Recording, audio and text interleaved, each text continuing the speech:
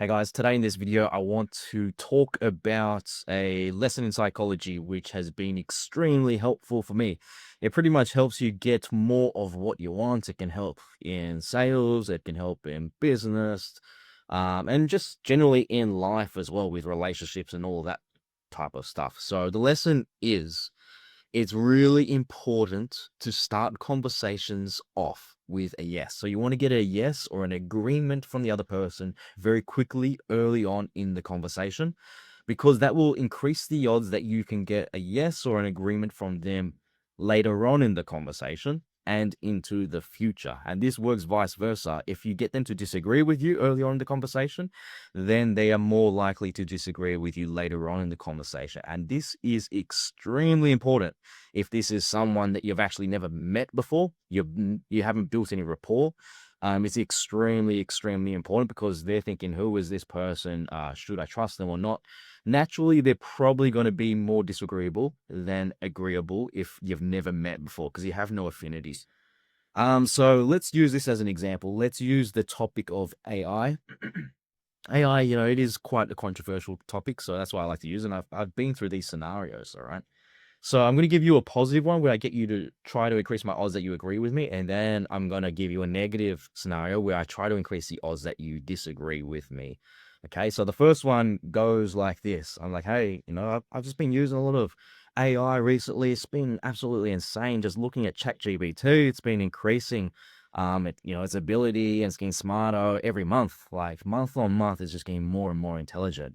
With our company, Headstart Capital, it's been really helping with a lot of the legal work. Our legal work is quite complex.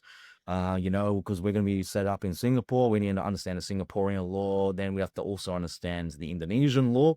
Those laws are very, very different. Singaporean law is based on UK law, quite similar to Australian law. But when it comes to Indonesia, it's the wild, wild west. And then to merge the two, that is quite difficult. But, we've started this legal process over the last year or so, and just watching it over, every single month, I'm like, dude, it's actually getting pretty damn smart. And, it might be actually more intelligent right now in this moment than $100,000 lawyer.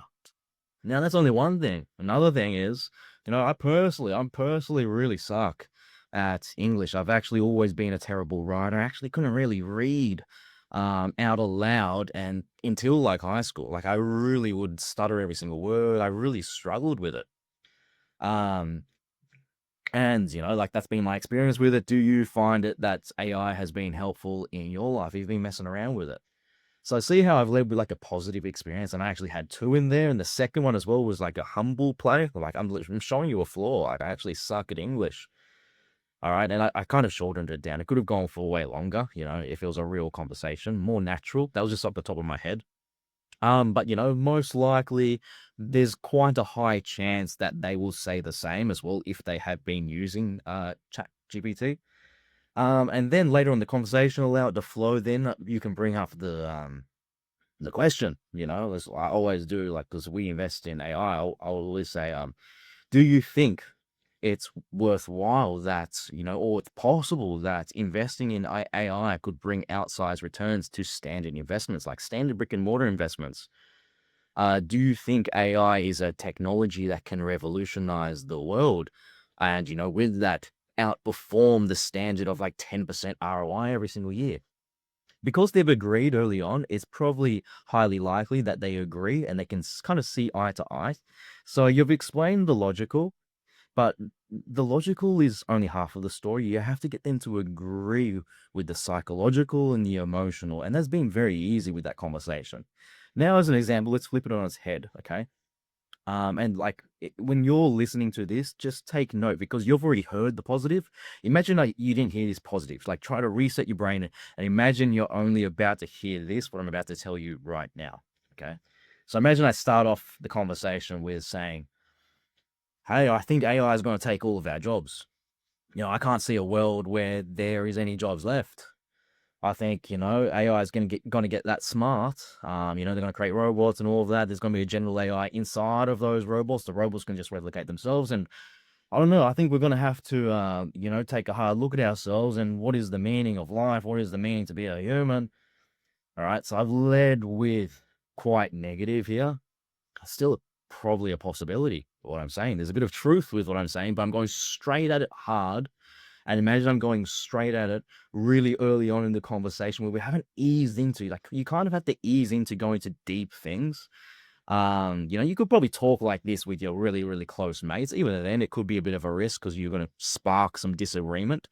But everything, what I'm trying to teach is everything is on a scale. Nothing is 100% black and white, but people often do think very, very black and white. So with this negative example, it's, a lot of shock value. It's setting them up to disagree with me. So then if ask the same question, like, hey, do you think AI is going to be a great investment? Do you think it's going to bring outsized returns compared to standard investments? More likely, they're going to disagree, right? They're going to disagree because they disagreed early on in the conversation. And, not everyone's going to disagree. You can see a smart person who can understand their mind and not think black and white and can think clearly and freely despite what happened previously in the conversations. That is a very, very rare person. And you got to keep an eye out when you come across these type of people. Okay. Um, so let's just say, like, for the sake of the argument, in the first scenario, when I'm speaking positively, I'm probably going to get 75% yeses. Then when I'm speaking a more negative, dark light, I'm probably going to get 75% people disagree with me, all right? And if you're actually trying to find that really smart person, you can set them up to disagree with you, set them up to disagree with you, and then you ask them something, and then if they can flip on that and say it directly, and you can see it's coming from first principles. That's what we're trying to look for. First principles. First principles is to trying to look at it for what it actually is. So we can bombard people with all of these emotions, all of this information. Can they remove all of that and look at it for what it actually is? Not many people can actually do that, okay? And a lot of the time, if you're new to this stuff, what you actually might want to do is say, hey, I actually need to think more about this one. This one I might need a day or two actually. And in that moment, you got that light bulb goes off and it says, hey, I might need a day or two. Give yourself a week, maybe. Give yourself a little bit more time. It usually takes more time to get to the bottom of it than what your first light bulb reaction is. Okay. Um, what you can also do is you can you can set people up with opposite questions. So you can get them to say no first. No, no, no, no, no. Then you can get them, when you ask that later question, you get them to say no, but that's actually what you want. That's a little trick there when you're working with people. But generally speaking, you want to become you want people to agree with you. You don't want to start this disagreeable thing. People don't like people they disagree with. People want to associate with people they agree, with what they agree with. So it's really, really important. Like, you actually need to tally up. How often is someone agreeing with you? You want them to agree like 90% plus, if not almost 100% of the time. Um, and a lot of people, they might argue, well, that's not actually possible. How are they going to agree with you almost 100% of the time? Well, you got to be right. You got to actually know the information. And you don't have to always get them to agree with you, but you got to know, like, if I am right with this, if I know my shit, then my job is to get them to agree with me. And we cannot end this conversation until they do agree with me, because you need to tally up those wins. You got to tally up all those agrees, because there's this weird thing, like, if you have a conversation, you leave it on a disagreement, that hurts you into the future with that person. That hurts that relationship, that connection into the future with that person. Okay, so you need to tally it up. How many wins am I getting? Now, this is a nuanced tip. Imagine you're having a conversation with someone. Some people actually are highly agreeable, where they just nod their head because they're scared of any confrontation. They're scared of any of this tension. So they're just going to nod their head, but there'll be subtle signs on their face, and you can see it, where they don't actually agree with you. If that's the case, you got to understand that. All right, this person's actually, they're saying yes, but they don't agree. If that's the case, try a different way of communicating that thing. Again, make sure you're right. You got to know your shit. You know, a lot of people, they do this and they're not actually correct. That's wrong. That's really wrong. If you're right, find a different way, and you're right, find a different way to communicate it. Which as easy as possible for the other person to receive. So whenever you communicate, you need to communicate in such a way that it's easy for the other person to receive. That is what value is in communication. Okay. So like when I'm talking to you guys, I've just got this general avatar.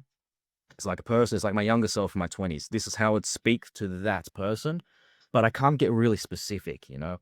My teaching ability, my communicating ability would actually be better one-on-one because I can read you, I can understand, and I can give you analogies that are specific for you, which will help you understand. So that's what you got to do when you're having the conversation with that person. All right. So yeah, this can help with business, can help with life in general, with friends and family and all of that. Tally it up. You don't, if it's a 50-50, like 50% of the time people agree with me, 50% of the time they disagree with me, you're not really going to get that far in life. You're going to become like a lone soldier. And the best things in the world, they're built with teams. And that's what a CEO actually is. A CEO is a person which can communicate the facts in such a way that everybody agrees and everybody buys into the one vision and moves forward together and attacks. That's what a CEO is supposed to do. All right, guys, I think that's pretty much everything when it comes to this. Yeah, take note of it. The nuance is, I gave you those two examples, the positive and the negative. Imagine you only heard one or the other, okay? We need to get rid of black and white thinking. We need to think from first principles, and you can maybe even do this. Try these two examples with, maybe friends and family. Go 10 people all negative and 10 people all positive, and then tally it up and get the data. See the world in numbers. See the world in probabilities, see the world in data.